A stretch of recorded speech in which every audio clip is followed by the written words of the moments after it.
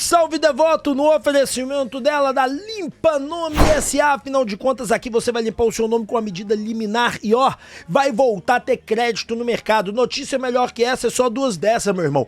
Entra em contato, tudo dentro da lei, tudo legalizado. Quer limpar o seu nome de verdade? Limpa Nome S.A. Papum. Crédito na hora só tem um lugar, é na Papum. O link tá na descrição e detalhe importante. Eu parcelo de 12 a 18 vezes esse valor pra você emprestado. Sou o crédito mais barato do mercado. Só você ter limite no seu cartão de crédito que pronto, você pega o valor que você precisa. O link tá na descrição, não joga fora essa oportunidade, vem comigo e vem de Limpa Nome S.A. Importadora Elétrica Brasília, porque quando você pensa em componentes elétricos e motores VEG, você só pensa num lugar que é na Importadora Elétrica Brasília. O link tá na descrição e detalhe importante, tá? Aqui você compra com o melhor preço do mercado. Entre em contato, você da mineração, do agronegócio, da indústria e da construção civil.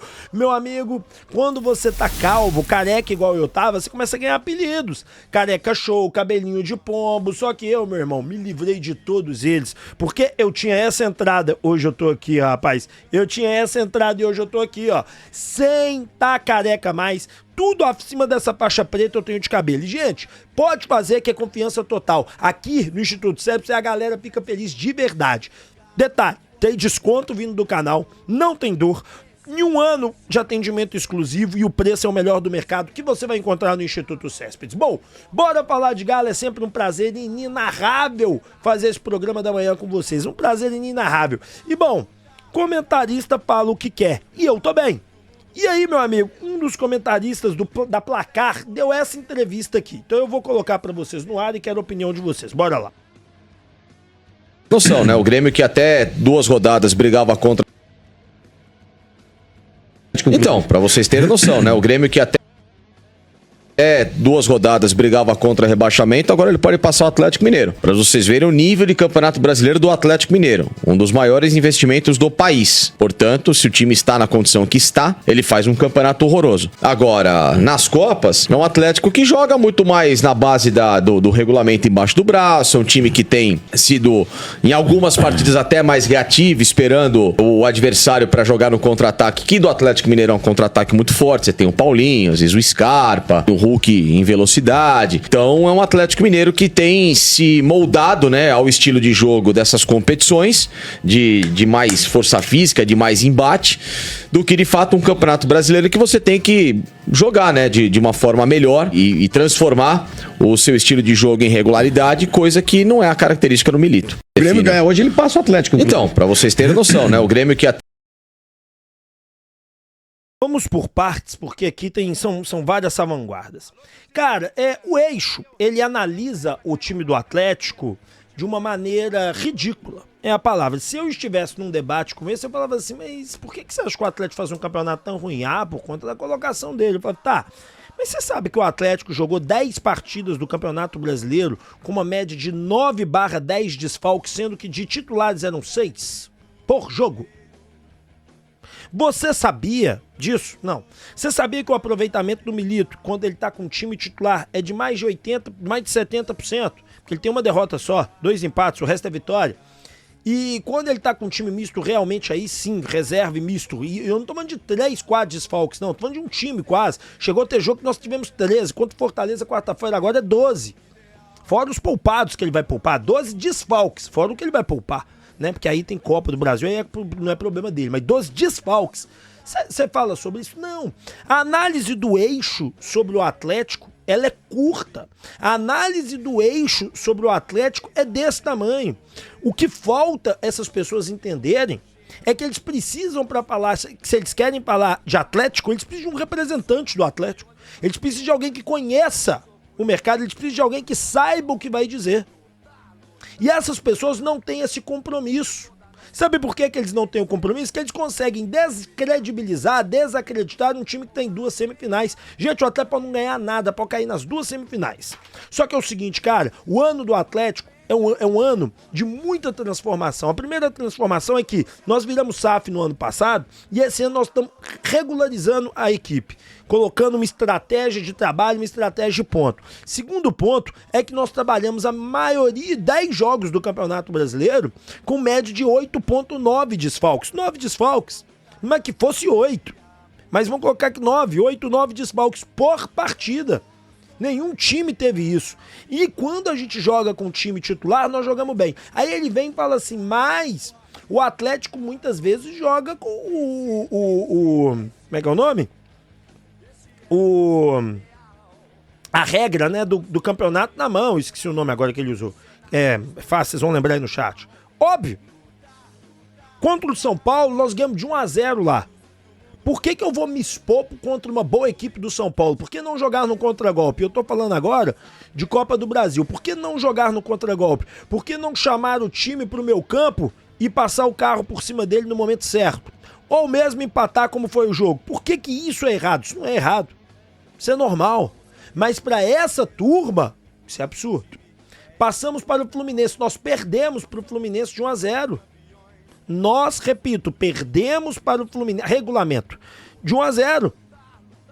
E aí, de repente, nós metemos 2 no Fluminense, jogando 10 vezes melhor, com o técnico Mano Menezes dizendo o seguinte, nunca fomos tão dominados como hoje.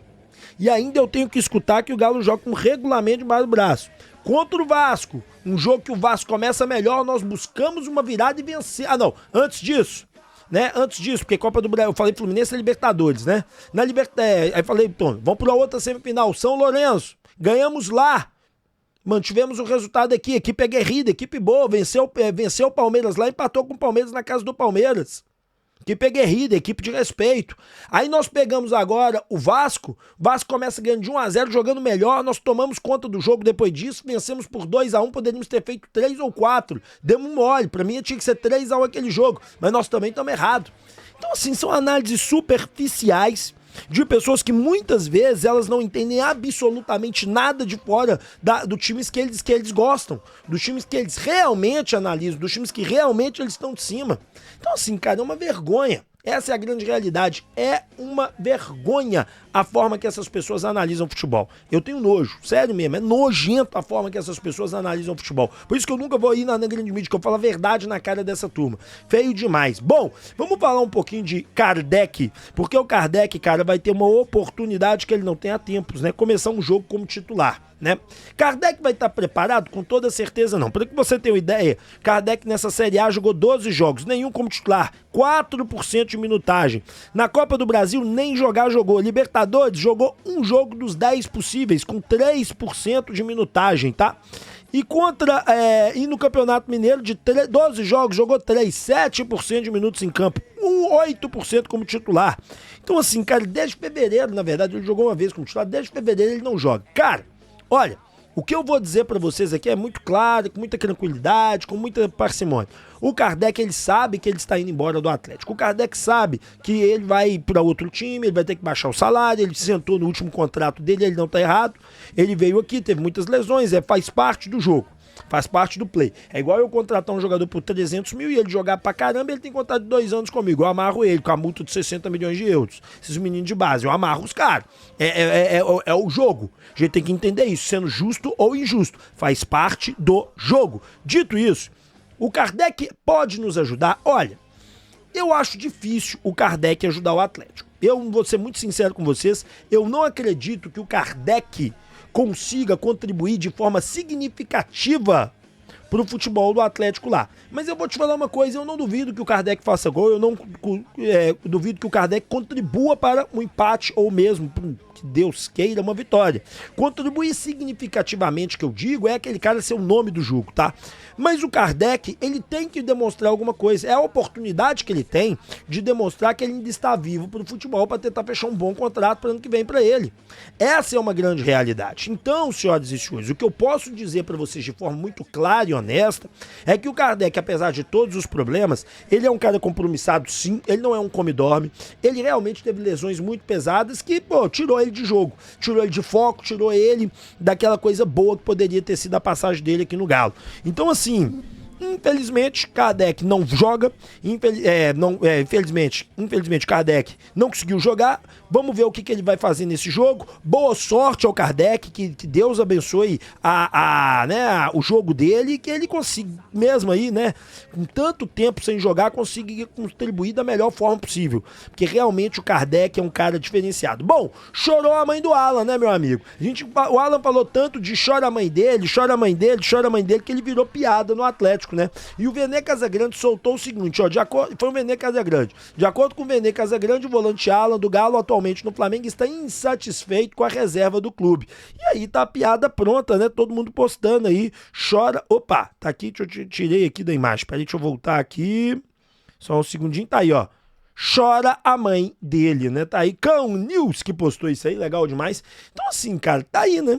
Como é que as coisas são, como é que as coisas funcionam. A grande realidade, senhoras e senhores, é que, infelizmente, o Alan fez uma escolha ruim pra ele. O Atlético deu uma subida no salário dele, o Atlético queria manter ele aqui, mas ele quis jogar no Flamengo. E agora ele tá arcando com as consequências. É odiado pela torcida, odiado. A torcida detesta o Alan, todos falam mal dele o tempo todo, todos os influencers, comentaristas, jornalistas. E a mãe dele continua chorando. Vamos ver se um dia ele se arrepende, né? De tudo que ele fez aí. Jogou muita coisa boa que ele tinha fora. Bom, vamos falar do Tele. Porque o Guilherme falou sobre o Tele Santana, cara. E eu acho legal vocês terem acesso a esse tipo de conteúdo. E olha esse áudio aqui. Que fantástico do Guilherme, que jogou no Galo, 99, 2000. Olha o que ele disse. Isso faz falta hoje demais, né? Então, e assim... Então ele já... Na verdade, ele já estava à frente do tempo dele. Eu fui um atleta que eu melhorei demais depois que eu cheguei no São Paulo. Com o Tele Santana, não São Paulo Futebol Clube. O São Paulo Futebol Clube, eu falo até hoje que é o clube que eu mais agradeço na minha vida, porque foi o clube que me tirou do Marília e que me deu projeção, né? Mas o Tele Santana, uma coisa que eu sempre fui muito, assim, bom, que eu sempre achei que eu era muito bom, era o cabeceio. Eu chego no São Paulo e falo assim, você acha que você sabe cabecear, mas você não sabe cabecear. Assim, cara? Porra, eu fiquei puto, falei, puta, tá maluco, cara? E aí, você vai vendo que realmente eu não sabia cabecear. Por que não? Gestos, movimento, só na testa aqui, não é pra pegar na bola, só na testa, porque não vai doer, mas você vai direcionar muito melhor a bola. A hora que o goleiro vem pra um canto, você joga pro outro. Não é só cabecear. E a gente aprendia isso com ele. Toda a leitura do jogador. Mas só que era repetições assim, exaustivas. A exaustão, ele levava a gente à exaustão na repetição. Automatizar mesmo, entendeu? Essa mudança pra mim, ela foi, drástica, né? Você sai do Marília, feirante, eu era feirante, meu pai trabalhava na feira. Tu era feirante, cara, ainda jogando já. É mesmo, Marília. Profissional do MAC? Eu ia de bicicleta, eu ia a pé e trabalhava na feira com meu pai, tranquilamente. Você vê, né, cara? Hoje, por que os jogadores hoje são tão piores e a gente acha ele uns craques, porque eles são tudo meia boca quando você olha o jogador no passado, da qualidade de passe, toque de bola, cabeceio e tudo. Porque hoje o jogador de futebol, ele acha um absurdo ele treinar até a exaustão. Ele acha um absurdo ele repetir movimentos. Ele acha um absurdo ele aprender a bater falta. Por isso que são tudo meia boca, não tem o menor nível. O futebol hoje é nivelado por baixo, sim. O Miller outro dia deu uma entrevista falando isso. Pô, os caras de hoje não pode comparar. Nenhum desses caras seria titular na nossa época, da seleção hoje. Nenhum deles, e é verdade. Quando você olha habilidade, pensamento em jogo, pensamento tático, colocação... Pô, outro dia eu ouvi um cara falando assim, dos que não foram pra Copa do Mundo em comparação com os de agora. Cara, o cara colocou lá 9 de antigamente que não foram pra Copa de 2002 na frente desses caras todos, então mesmo.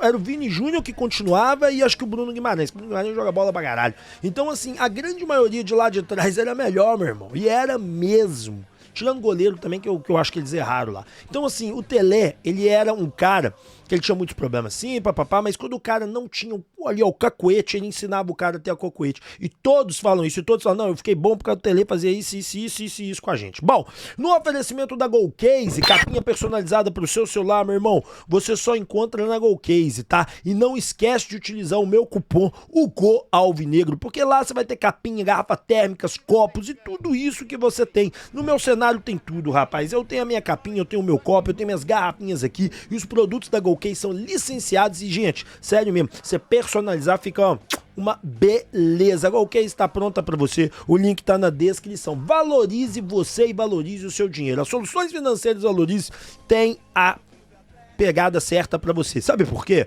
Vamos lá. Primeiro ponto.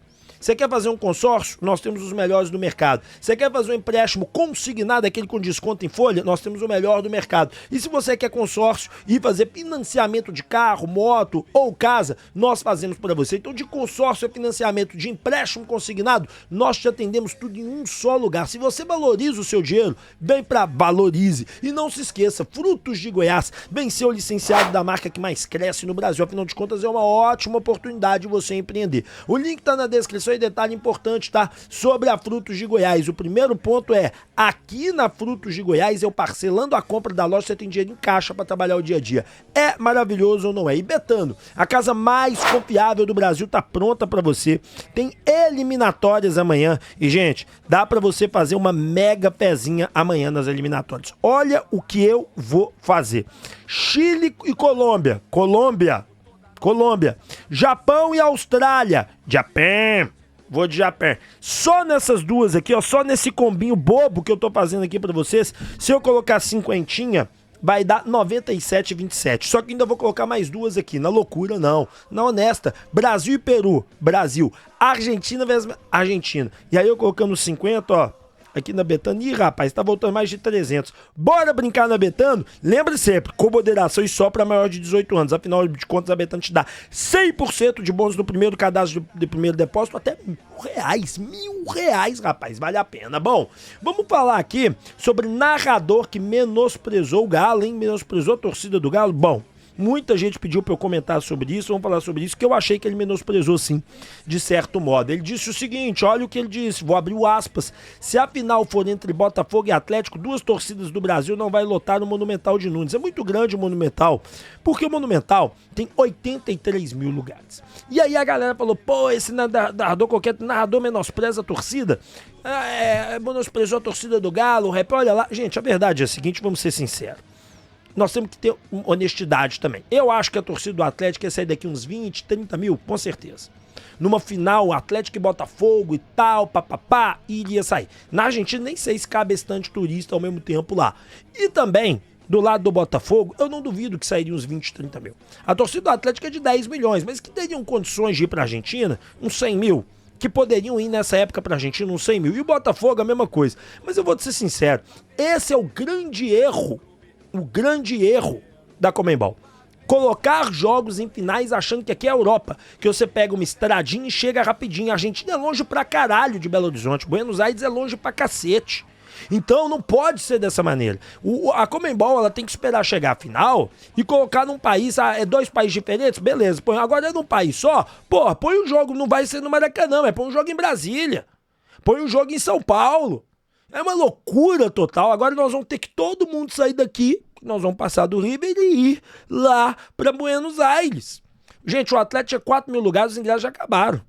A torcida do Atlético vai colocar 20, 30 mil rindo. Aos 80 mil. Cara, eu não sei se 40 mil atleticanos iriam em 40 mil, mas uma coisa eu tenho certeza, que se não fosse longe pra cacete, o torcedor atleticano iria. Se esse jogo fosse a exemplo em Brasília, todos nós iríamos. Rio de Janeiro, todos nós. São Paulo, todos nós. O grande lance é que nós estamos falando de um outro país que você precisa ter um investimento aí do quê? Pra você assistir um jogo desse? De uns 5 mil reais? De uns 6 mil reais? Pois é. Então, assim, não é um investimento que não é brincadeira. Pra você ter ideia aí, vamos colocar que cada torcedor vai gastar 6 mil. E é 40 mil. 40 mil vezes 6 mil, nós estamos falando de 240. Então, assim, não é brincadeira não, meu irmão.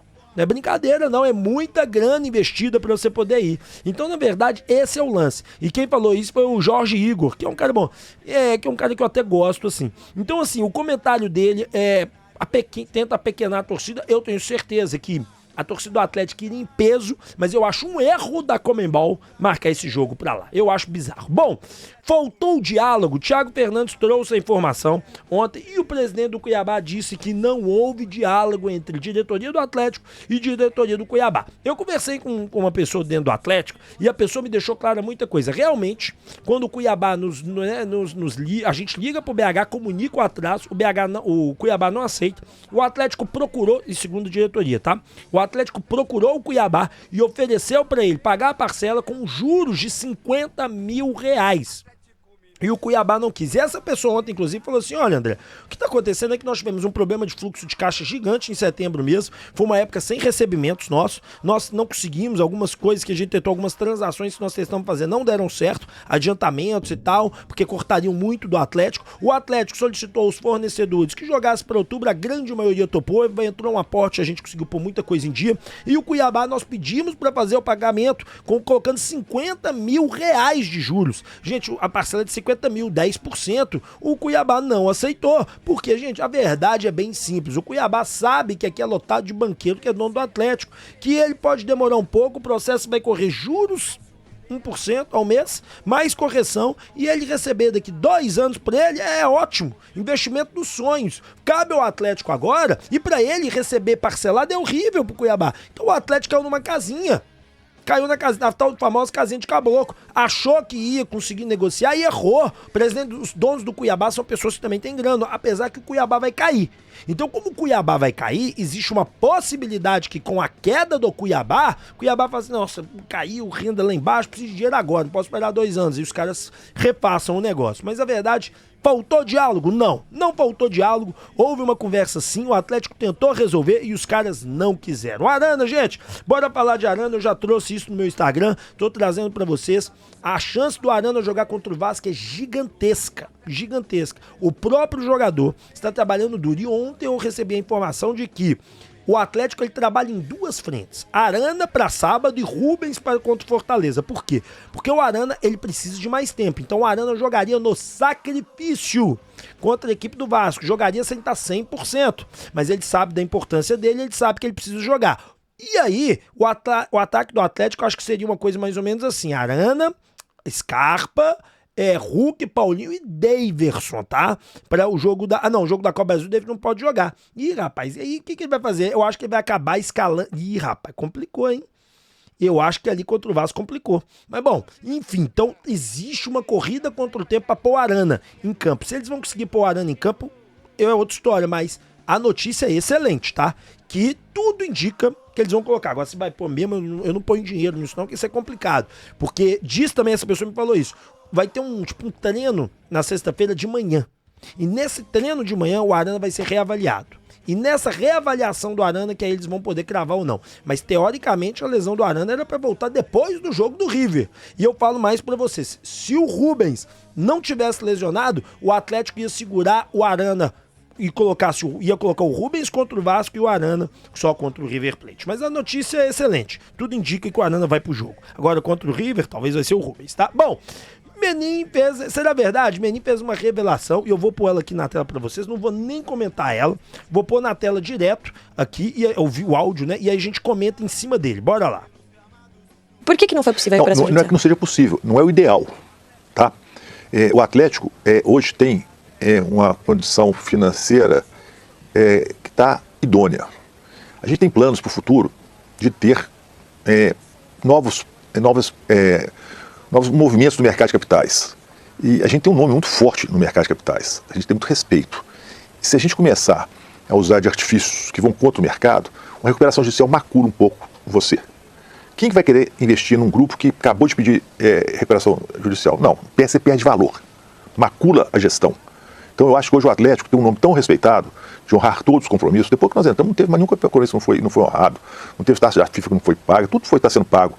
Não demos calote em ninguém. Então a hora que a gente for dar o novo passo que a gente pretende dar, isso já deixei claro várias vezes, nós temos aí um carimbo, uma chancela que vai fazer a diferença, vai valorizar o Atlético. Quando você parte de uma desvalorização, que você parte de uma recuperação judicial, você tem um longo caminho a percorrer para ir ao mercado e você fica muito desvalorizado. Olha, tem a dívida com o Cuiabá, né, Menin? E teve sim problemas, mas o grande lance não é nem essa frase do Menin, não. O que o Menin ele traz aqui é uma realidade, tá? Quando você conversa com quem mexe com o mercado financeiro, quando você está em recuperação judicial, por exemplo, você não pode pôr um time que está em recuperação judicial na Bolsa de Valores. do jeito que é necessário. Você não pode conseguir com bancos créditos, por exemplo, para você fazer alguns movimentos financeiros que talvez seja do seu interesse, um capital mais barato e tudo. Então, e outra coisa que é o basilar disso tudo, além desse que tá aqui, ó, tem o topo da pirâmide. Sabe qual é o topo da pirâmide? Pô, eles colocaram o nome deles emprestando dinheiro pro Atlético para até pagar. Aí o Atlético diz assim, não, nós não vamos pagar não, nós vamos jogar isso em recuperação, você recebe em 10 anos. Não foi o que eles, quando eles emprestaram, não foi essa a intenção. Bom, e aí fica a seu critério, você dá a sua opinião aqui, colocar no chat o que você pensa disso. Será verdade? Será que é por isso mesmo que o Menin fez? Eu tenho pra mim que são 3 motivos e vou pedir sua opinião depois dos 3 motivos. Motivo 1, eles deviam a eles mesmos, eles combinaram que seria pago, que a SAF que comprasse pagaria, todo mundo queria meter, todos os que queriam comprar o Atlético queriam meter o galo na recuperação judicial e não pagar. Esse é o primeiro ponto. Segundo ponto, eu realmente acredito que macula sim, no sentido de você, que é o sonho do Atlético. Eu já revelei isso pra vocês. O sonho do Menin é o quê? Na hora que o Atlético, ano que em 2027, o Atlético estiver bem organizadinho, ele meteu o Atlético ser o primeiro time na Bolsa de Valores do Brasil. E o Atlético estando organizadinho, sem dívida nenhum, sem furo nenhum, com salário em dia, todo bonitinho. E vai o time que não participou de recuperação judicial, time que faturava 400 milhões, fatura 600, time que, na hora que ele conseguir colocar isso, o Atlético vai vender uma ação que hoje o Atlético, quer dizer, vale 2 bilhões e meio, até vai estar valendo 4 bilhões. E aí vai ser a grande jogada dele. Então eu acho que são esses pontos que foram trabalhados. Quero sua opinião, seu comentário aqui. E na hora do almoço, 11 da manhã, eu te encontro para falar mais de Galo. Tamo junto, que Papai do Céu, né, esteja com a gente. Muito obrigado e valeu!